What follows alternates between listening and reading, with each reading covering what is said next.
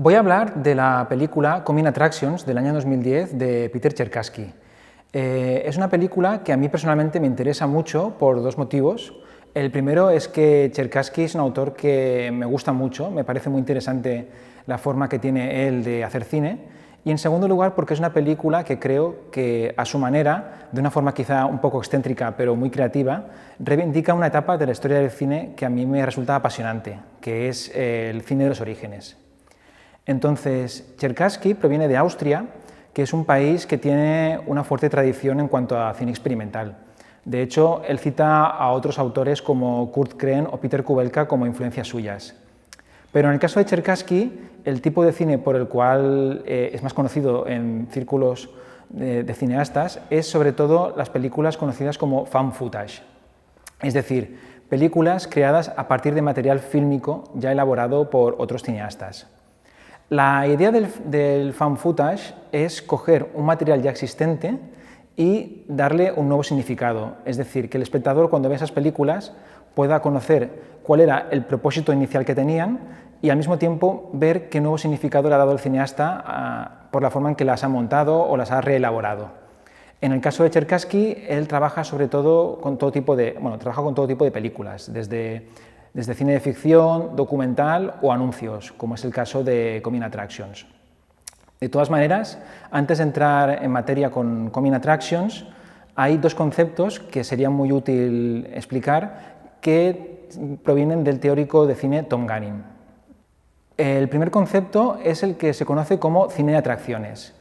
Este concepto lo utilizó Tom Gunning para referirse al cine de las primeras décadas, es decir, desde principios del siglo XIX hasta la primera década del siglo XX.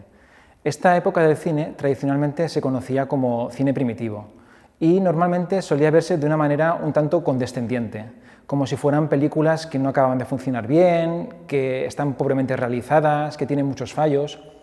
Pero lo que dice Tom Gunning es que esta es una visión que está muy condicionada por el tipo de cine que consumimos nosotros y por la manera como entendemos el cine hoy día. Entonces, él acuñó el término de cine de atracciones para hablar de esta época, refiriéndose a un tipo de cine que está más preocupado por el hecho de mostrar, de exhibir, que no por el de narrar historias o que se preocupara por la coherencia narrativa, al menos desde nuestro punto de vista actual. Es decir, es una vuelta de tuerca radical sobre cómo entendemos el cine de esas décadas. Y a mí personalmente me impactó mucho porque me hizo darme cuenta que estos cortometrajes realmente tienen una gran riqueza y que deben verse no desde su carencia, o la carencia que vemos nosotros con nuestra perspectiva actual, sino entendiéndolos en su contexto. Hay que entender que en aquella época el cine era un invento nuevo y lo que le atraía al público era el hecho de ver imágenes en movimiento, era el simple hecho de que un cámara hubiera grabado esas imágenes. Entonces, es un cine más abiertamente exhibicionista y no tan basado en la narrativa o la coherencia. El segundo concepto no es tan célebre, viene de un ensayo de Tom Gunning en el cual propone un vínculo entre el cine de atracciones y el cine experimental. Lo que explica Tom Gunning es que en el cine de atracciones se utilizan recursos cinematográficos de una forma que hoy día diríamos que es poco ortodoxa o incluso equivocada, a nivel de puesta en escena, de narrativa o de montaje. Esto es porque estamos influenciados por la manera como se ha hecho cine en décadas posteriores y por tanto lo vemos como una manera errónea de plantearlo. Entonces Tom Gunning lo que hace es vincular esta manera de hacer cine con el cine experimental de décadas posteriores. Lo que él dice es que el cine experimental y el cine de atracciones coinciden en esta manera poco ortodoxa de hacer películas. La diferencia es que en el caso del cine de atracciones es porque aún no había un estándar, una gramática de narrativa cinematográfica, y en el caso del cine experimental es por una voluntad creativa. Es la idea de volver a repensar el cine, volver a los orígenes y pensar qué recursos se habían desechado y por qué, y ver si pueden dar de sí soluciones creativas y, sobre todo, romper con las normas establecidas de qué se puede y qué no se puede hacer en cine. Aquí entra entonces en escena Cherkassky, quien en Coming Attractions propone que existe un vínculo entre el cine de atracciones, el cine experimental y, según él, también el mundo de la publicidad, ya que él dice que en la publicidad también se emplean recursos narrativos o de puesta en escena que son muy poco convencionales. Un ejemplo muy claro es la relación del actor con el espectador o la cámara. En el cine de atracciones estaba más que permitido que el actor se dirigiera a cámara, al espectador, que mirara a cámara o incluso que le interpelara, porque en el cine de atracciones no se veía como un tabú el hecho de que se hiciera explícito que hay una cámara grabando. Esto, cuando llegó la narrativa más clásica, se convirtió en un tabú. Salvo excepciones muy puntuales, en el cine clásico el actor nunca mira a cámara porque se pretende que las ficciones sean como un universo cerrado que tiene sentido por sí mismo, en que la presencia de la cámara es como si no existiera. Esto en el cine experimental obviamente no es así. En el cine experimental no hay ningún problema en hacer evidente la presencia de la cámara del espectador, y en el caso de la publicidad, como propone Cherkassky, también tendría sentido, porque en la publicidad es muy frecuente que los actores y los modelos miren a cámara y se dirijan directamente al espectador. Así que esta es un poco la tesis que define Cherkassky en Coming Attractions. Pasando ya a Coming Attractions, se trata de una película de 20 minutos que consta de 11 segmentos diferentes. Cada segmento tiene un título que hace referencia a una película de las primeras décadas de la historia del cine. Por ejemplo, La sangre de un poeta de Jean Cocteau o el cortometraje 5 minutos de cine puro de Henri Chomet.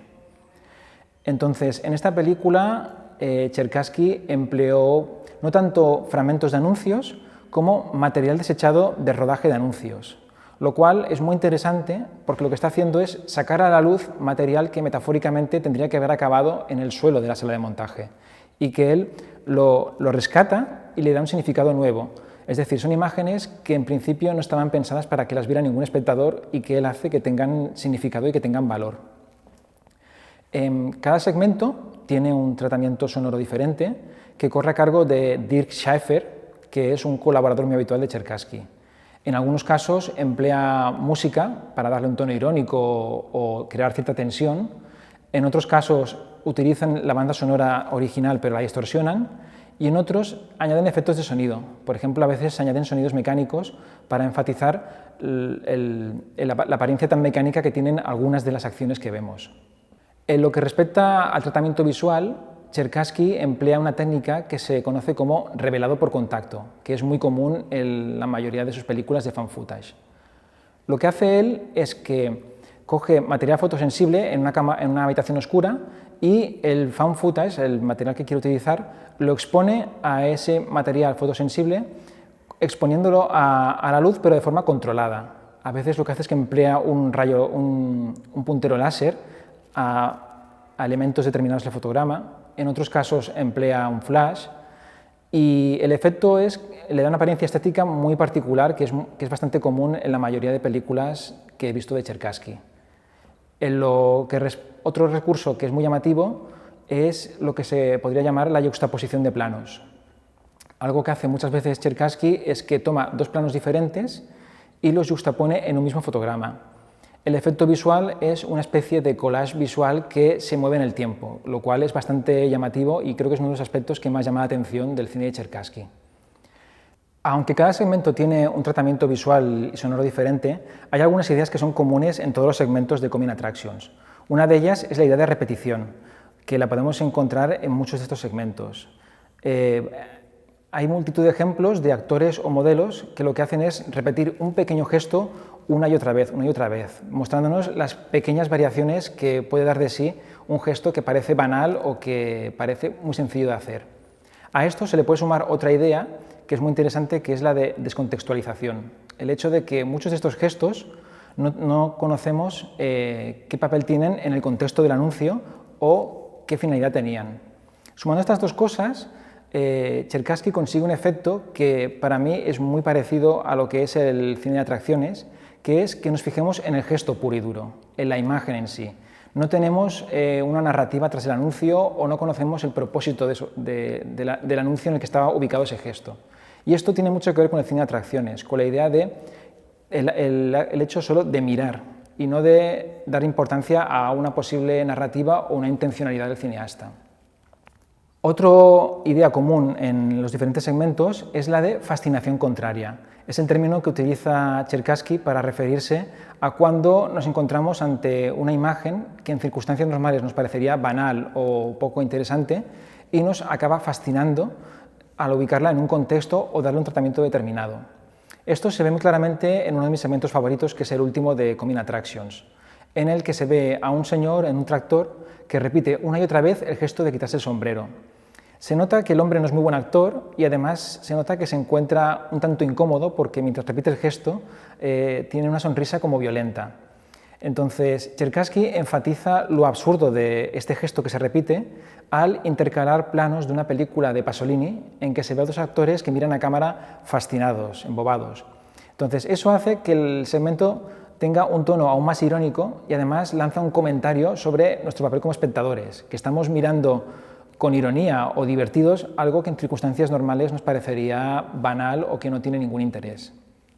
A modo de conclusión, yo creo que Coming Attractions es una de las películas más recomendables para adentrarse en el cine de Cherkassky, para los que no lo conozcan, y también una de sus obras más destacables, porque cada segmento tiene un tratamiento visual y sonoro diferente. Hay algunos que Cherkassky los ha modificado tanto que son casi abstractos, que cuesta dilucidar qué es lo que había ahí antes y se apela a la fascinación de la imagen en sí misma. Otros, en cambio, como este último que he mencionado, se basan simplemente en la ironía y el absurdo de la situación, por tanto, apenas ha modificado la imagen.